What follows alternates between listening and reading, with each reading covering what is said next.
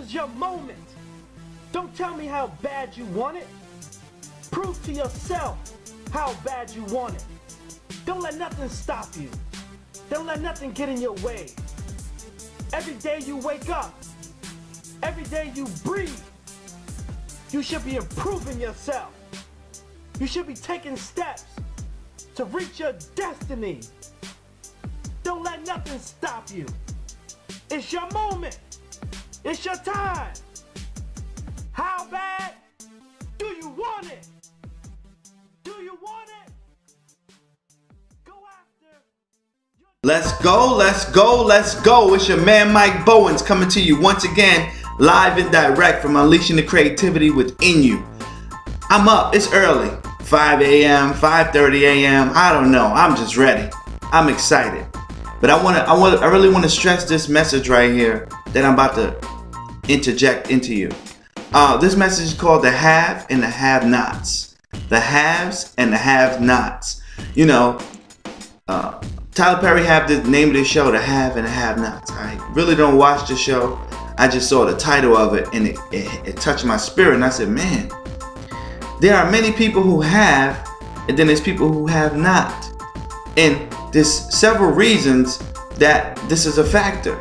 And number one is how people think. If you're a person who thinks that you don't have to work hard to get what you want, you could just cruise by in life, then guess what? You're going to be one of the have-nots, right? And I don't mean just working hard for somebody else. See, it's good to have a job. Employment is good. Let me say that and make that clear. Employment is good, right? Especially if you get into sales or something that don't really have a cap on it.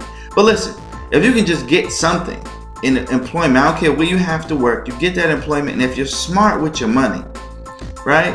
And instead of getting things that are luxury items like cable, most people don't really need cable, right? Especially when you're building, you don't need a brand new car.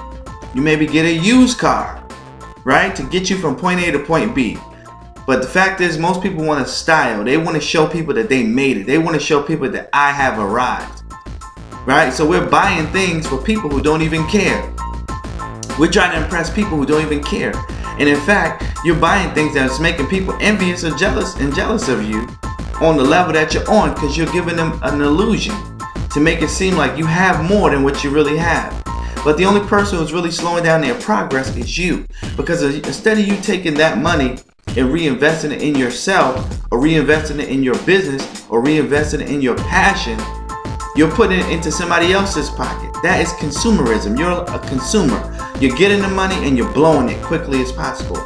And this is where we have the haves and the have-nots. You know, years ago I met this pastor, and he was doing very, very well, very successful.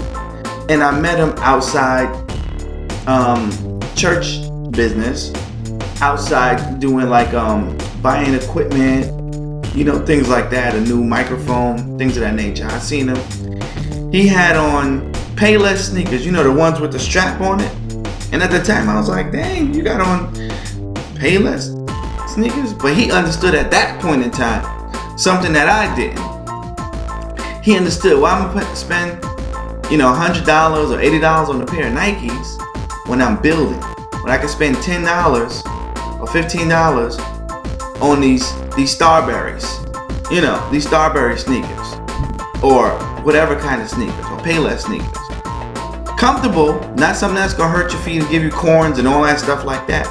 But you're putting your money to work for you.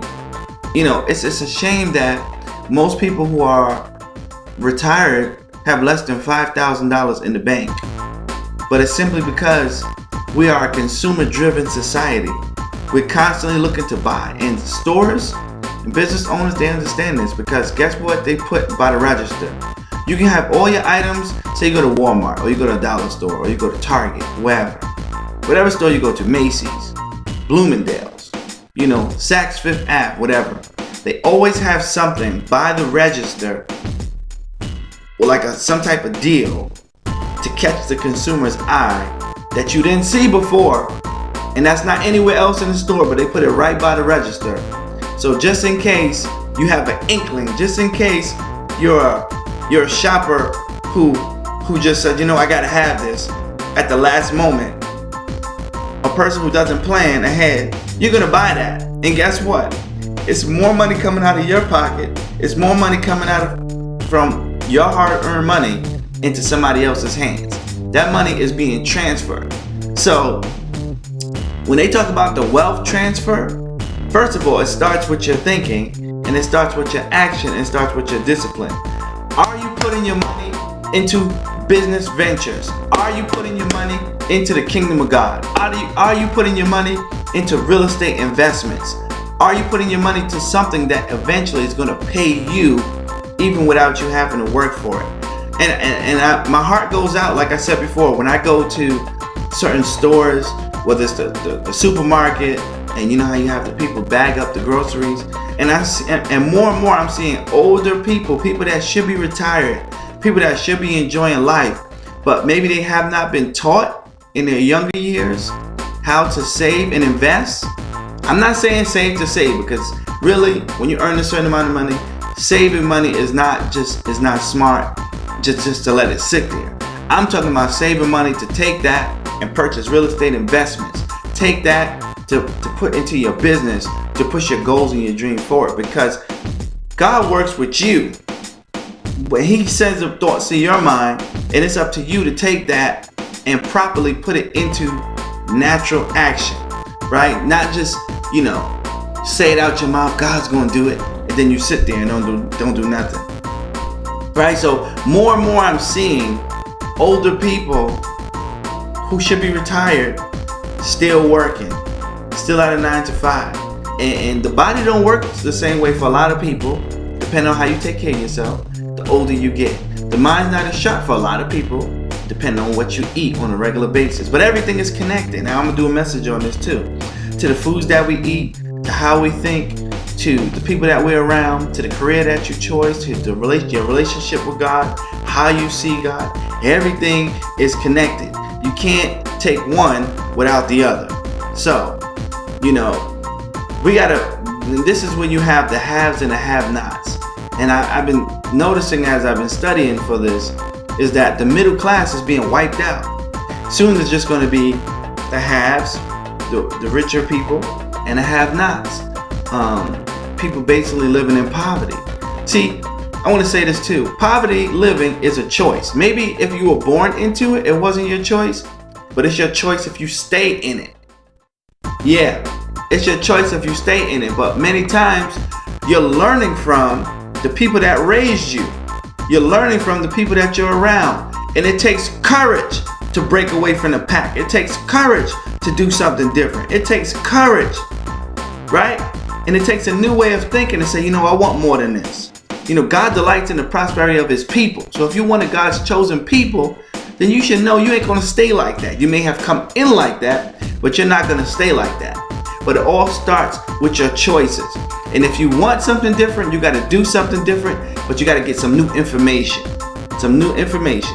And something I want to leave as I get ready to close out is the most millionaires that have been made in the world have been through real estate. God's not making no more land. Okay? He's not making any more land. So the land that's here, if you learn how to properly, effectively acquire property, then guess what? People will have to pay you because you acquire it. You know, like yesterday, I keep saying I'm gonna close out, but more just keep coming to me. I gotta say this to you. Yesterday, every day I have these sessions with my son and my daughters. But yesterday I was talking to my son one-on-one.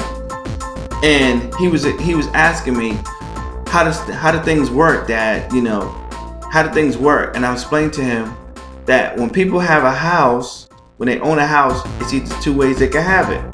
They either have three ways. They can have a house where they rent from someone else, or they can have a house where they bought through the bank or through another owner, and they could have a mortgage and they have payments. Or you can have a house with no mortgage. I said, see, son, our next house that we're buying cash, no mortgage. I said, so we don't have to pay the bank, we don't have to pay anyone. We're free. I said, the house that we have now is a mortgage to it. It means we pay the bank every month, but the bank makes money from us. I said, you want to make it where no one can ever take away what you have, and what you have is yours, not just an illusion of it being yours. I said, like our car, Mike, it's paid for. No one can take that. That's ours. And when we get another one, it's going to be cash too. See, and I started explaining to him. I said, see, it's like Monopoly. And he just came out of nowhere. He's like, I said, you know, like in the game Monopoly, where if a person has a hotel, they pay more money for it, because he always had this idea, oh, we should live in a hotel. And I kept explaining to him with a hotel, how you make the payments is every day. I said, you have a house, you pay once a month. And so out of nowhere, he blurts out, Dad, everything is a monopoly. I said, whoa, you got this thing, Mike. He said, everything is monopoly, like Monopoly. I said, yes. He said, because if you don't own the property, you have to pay somebody else. But if you own the property, somebody has to pay you. I said, you got it. I said, you're 8 years old and you got this. And I said, this is what teachings that we need to have for our young people at a young age, so as they're growing up, they have this embedded in their mind, so that when they're older, they already will have quiet properties when they're younger, so they can take care of them in their life. But I don't want to say this as a negative thing towards anybody that's older, because if you're older, if you make the choice today to do what you can and ask God to help you, you can acquire a property. Excuse me, you can acquire properties, so that you can take care of yourself in your latter years. You know, I can go on and on about this topic, but I don't want to make this too long. I'm going to come back with a part 2 of this, right? Until next time, be blessed.